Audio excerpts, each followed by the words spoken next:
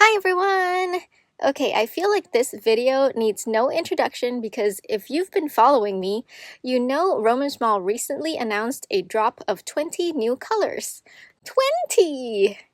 A big thank you to Roman for sending these to me all the way over here in Thailand. I'm so excited to show you all of them. And they're also now available on Jackson's. I'll leave links below should you want to get shopping right away. Of the 20 new colors, we can clearly see there's 5 each of yellows, reds, blues, and neutrals. Generally speaking, of course. Let's get started. For the setup, I took the liberty of transferring info on each of the individual labels to this self-printed swatch sheet. The paper is Baohong Academy 100% cotton, 300 GSM cold press. I also used this Sakura Graphic 3 pen to draw black lines across the boxes for demonstrating opacity. Swatches will be painted on using Roman Small's 911 brush, which I will also have linked below. Now, I filmed all of this in daylight, but the clouds were coming and going, so hopefully you'll find that less of a disturbance and more as useful information. First up is Nickel Tungsten Yellow, made with PY189. It is rated 8 on the blue wool scale, which is considered very light fast, as is with the rest of the colors we'll see today as well, either 7 or 8, which is light fast or very light fast. It's moderately staining, moderately granulating, and semi-opaque in mass tone. As I swatched this out, it immediately reminded me of PY53, and turns out they're both, I believe, forms of nickel titanate. It's a vibrant pastel yellow is how I would describe it.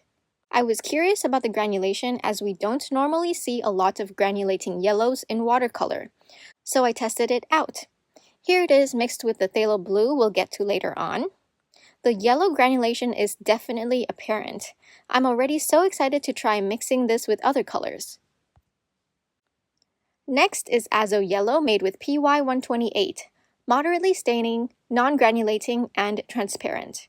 I absolutely love this pigment as a transparent middle yellow. It's clearly more transparent than middle yellows we've all used, like PY154. The only other brand I've seen offering a yellow with this pigment is Royal Talons. I've swatched Van Gogh's PY128 next to Roman Smalls, and while they may look similar now, I noticed that after completely drying, Roman Smalls looks a lot cleaner. Moving on, Anthraquinone Yellow made with PY147 and Gamboge Hue made with PY95. Both are moderately staining, non-granulating, and semi-transparent.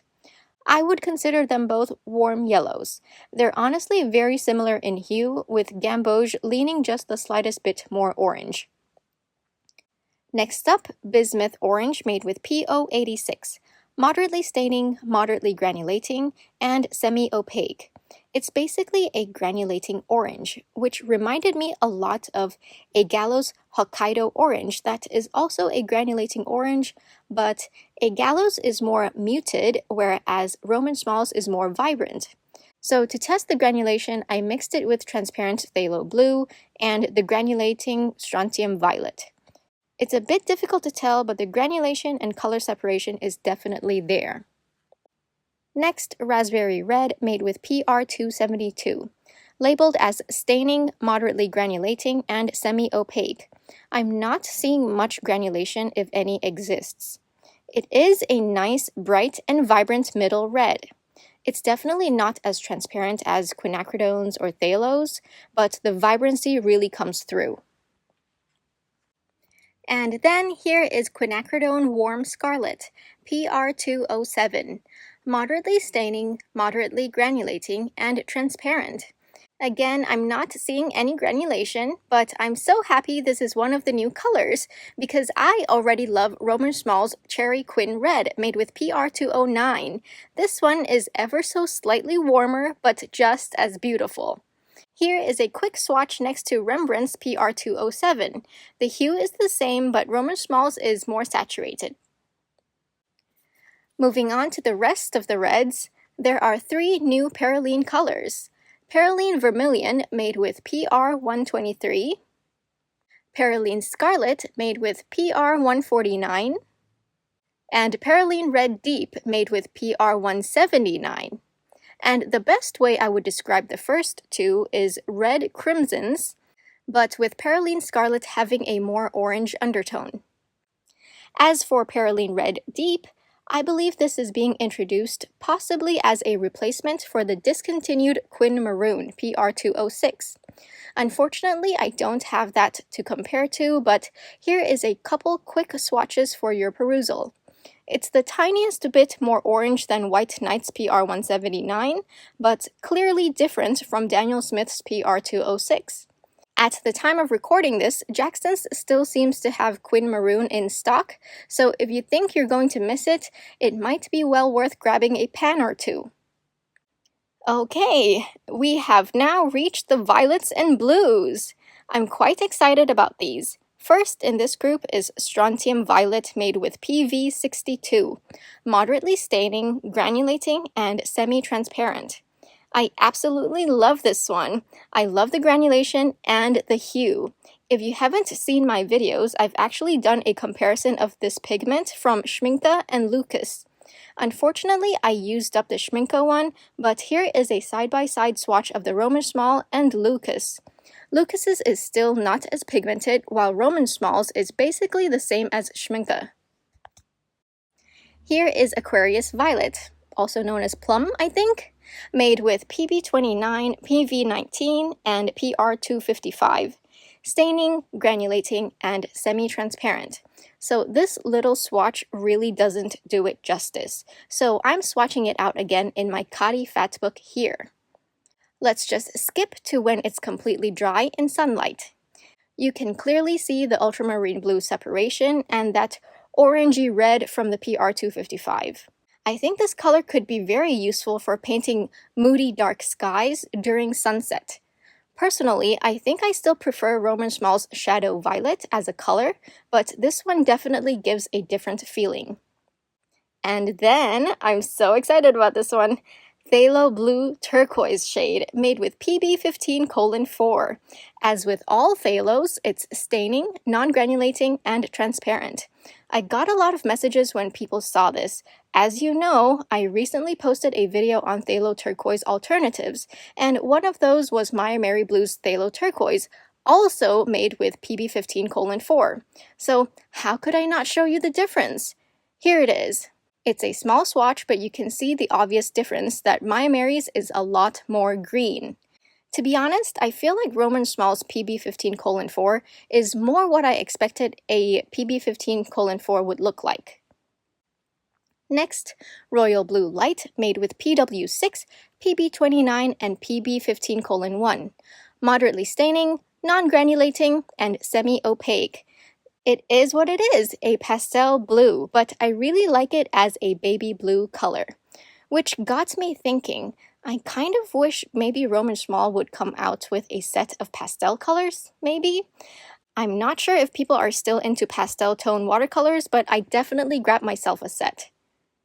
And now for the only limited edition color out of this bunch, Lapis Lazuli Afghan. So this one wasn't even given a color number, and it's made from actual lapis lazuli, so it's labeled as earth pigment. This color is the only color with limited edition on the side of the label, while other colors don't have that signifier. So that leads me to believe it won't be available forever. Of course, it's not a high tinting color, but I think it's a very beautiful, somewhat muted warm blue. And now getting into the neutrals, Natural Umber Reddish made with PBR7, moderately staining, moderately granulating, and semi-transparent. So if any of you have Roman Szmal's Cypress Burnt Umber, it's a little darker than what I'm used to seeing as far as burnt umbers go, but this one seems to be closer to what is portrayed by a lot of other brands as burnt umber. Next is Benzimidazolone Brown made with PBR25, moderately staining, non-granulating, and transparent. Now, correct me if I'm wrong, but I think this pigment has become increasingly more popular the last couple years. I, for one, love its high tinting strength and its red undertone. The hue is the same as Shinhan PwC's PBR25. I'm thinking this pigment is rather consistent in hue throughout different brands. But what I like about Roman Szmal's version is that it could get to almost a black in mass tone, and that's usually what I personally look for in high tinting colors. Urban Gray. Okay, you can't tell me you don't love this one because, oh boy, do I love it! It's made with 4 pigments, so please bear with me. PW6:1, PBR29, PB29, and PY150. That's nickel azo yellow, ultramarine blue, iron chrome brown, and either buff titanium or Aquarius gray, all of which you can get individually from the Roman Szmal range. Now, I can attempt to mix my own version, but there's too many factors and I don't want to deal with figuring out the ratios for now, so here's a bigger swatch for you. Again, in my Kadi Fat book. Oh, of course, I forgot to say again. Moderately staining, moderately granulating, and semi-opaque. So let me describe it for you. In mass tone, it goes on like an opaque, matte, dark, cool gray. But once it dries, it's semi-opaque. Once diluted, you can really see the blue of the ultramarine and the brown from the PBR29. You'll get some areas that are either more blue-gray or brown-gray. I'd love to try using this to paint some street pavement or something like that. I think that would be quite fun. And now we're down to the last 2. Graphite made with PBK10, moderately staining, non-granulating, and semi-transparent. The only way I could describe this is like when you take your graphite pencil and turn that into watercolor. That's it. That's the only way I could describe it. Last but not least, Velvet Black made with PR264 and PG7. This is just a dark black hole. It's the black hole, I tell you. Okay, I'm joking, but you know what I mean. It's a super dark, solid black color. It's moderately staining, non-granulating, and semi-transparent, but I think it could pass as fully transparent. I actually already mixed my own black using a transparent red and phthalo green as well, so I love that Roman Szmal has made this available as a convenience mix. And that's it, everyone! A huge round of applause for these 20 new colors. My favorite right now after these initial swatches are Urban Gray, Quin Warm Scarlet, and Nickel Tungsten Yellow. Let me know down below which ones are your favorites and which ones were a happy surprise. Again, I've left links down below for where you can get these new colors, as well as links to videos I mentioned. If anyone has any questions, feel free to drop them down below and I'll try my best to answer everyone. Well, that's it for today. As always, thank you so much for watching, everyone. Don't forget to drink lots of water and stay hydrated.